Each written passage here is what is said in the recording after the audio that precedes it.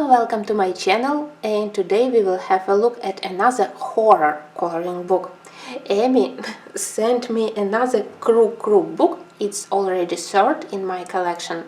Honestly, without Amy, I don't think that I would pay attention to this series, but now I slowly start to believe that they definitely will be one of my favorites. They are totally different in style comparing to what I regularly color. They allows me to use markers, and they are a little bit creepy but also a little bit humorous in the same time. So here we have Fairy Tales by Crook. The same style as their other books cover, and quality again it's Amazon printed. That's black version, so we will have black paint. I am very curious which fairy tales they decided to include. For such simple pictures, I think that I can practice my new materials like new markers or new pencils to test paper, to learn some color combos. They have such test color pages, but I never use them. Here on all the left sides we have this very fun little Red Riding Hood. She is so round with huge basket. I think that she is adorable. And that's where we start, from Red Riding Hood fairy tale. These pictures, they don't have excessive amount of details.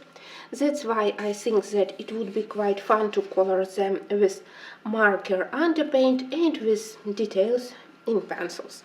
Here we have Volk disguised as a grandmother, also quite interesting composition of the page. And look at the remaining part of the poor grandma. Well, as I said, they are funny and creepy in the same time. I think that here started Beauty and the Beast. It's less creepy. I think that I can select this one as my first page. Somehow I do love this composition. Such a tender picture.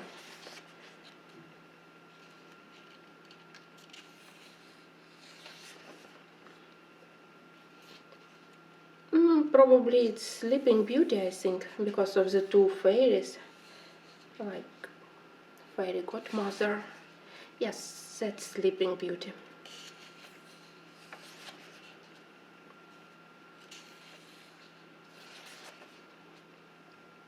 I hope that you agree with me that it's less creepy comparing to their other books. Lesser amount of blood or spooky parts.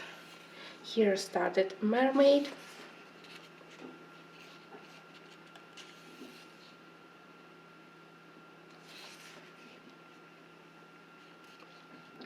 Very interesting how she is stepping onto the knives.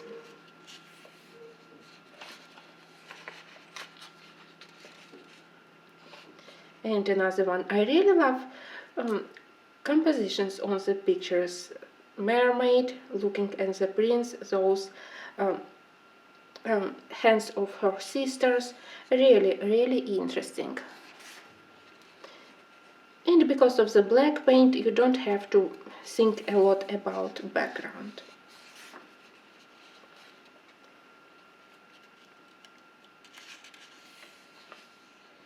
What is it? Maybe it's Snow White.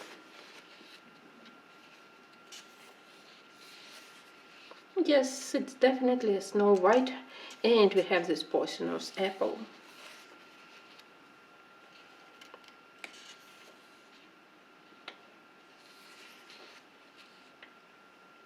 Here we have how it ballet shoes. Sorry, I don't remember the correct name of the fairy tale.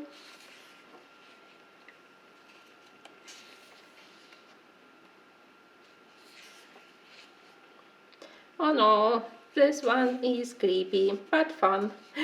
That's exactly the level of creepy which I enjoy in coloring books.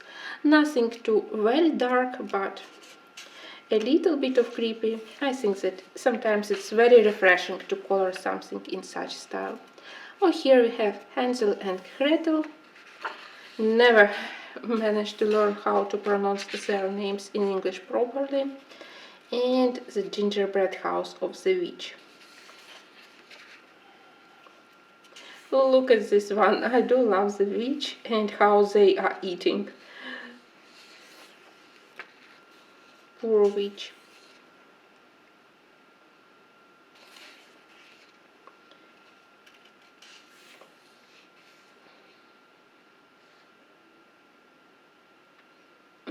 That's a red catcher from Hamelin. Sorry, I don't know how to name the fairy tale in English, but I know the fairy tale in my native language.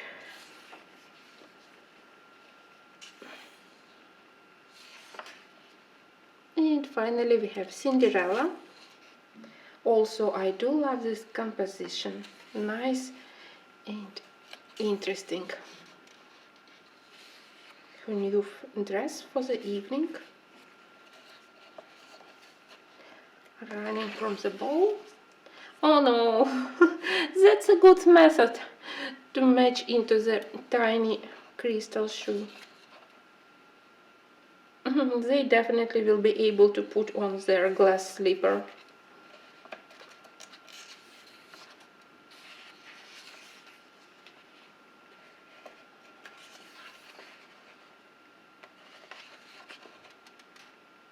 Do you remember fairy tales with donkey?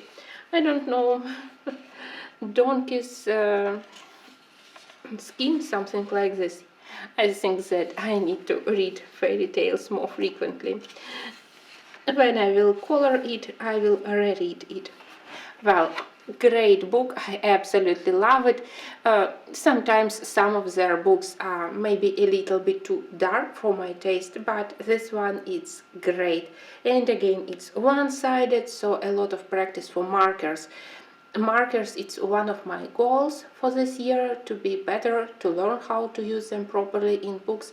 So that's another book where I definitely will intend to color something with markers as soon as possible. Thank you, and I will see you in my next videos.